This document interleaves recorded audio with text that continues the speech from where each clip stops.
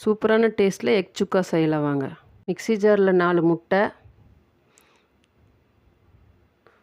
கொஞ்சம் உப்பு, கொஞ்சம் மஞ்சத்தூள், 1 ஸ்பூன் சிக்கன் மசாலா, 2 ஸ்பூன் கடல மாவு போட்டு மிக்ஸி ஜாரில் நல்லா பீட் பண்ணதை வந்து ஒரு பவுலில் வந்து எண்ணெய் தடவி இதில் ட்ரான்ஸ்ஃபர் பண்ணிக்கலாம்.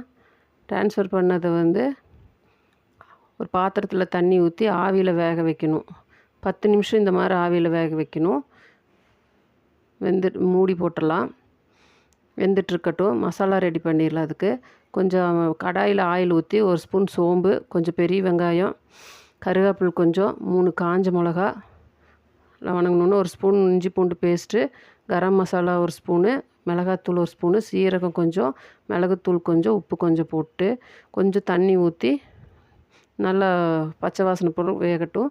இந்த மாதிரி ஸ்லைஸாக கட் பண்ணால் இந்த மாதிரி வரும் க்யூப்ஸு. போட்டு எடுத்துட்டால் சூப்பரான